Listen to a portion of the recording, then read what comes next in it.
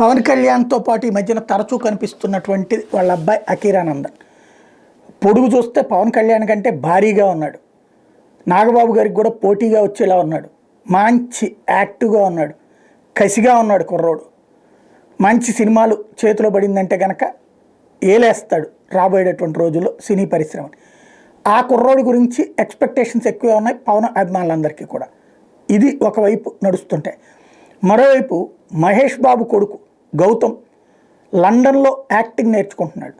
అద్భుతమైనటువంటి నటనతో తాజాగా రిలీజ్ అయినటువంటి అతనికి సంబంధించినటువంటి ఈ షార్ట్ ఫిల్మ్ అనాలా, అది అద్భుతంగా నడుస్తుంది.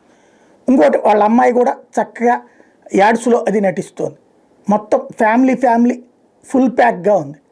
రాబోయేటటువంటి రోజుల్లో వారసులు కృష్ణ గారి అబ్బాయి, అంతకుముందు కృష్ణకి గురువు ఎవరు లేరు సినిమాలో, కృష్ణ గారి అబ్బాయి.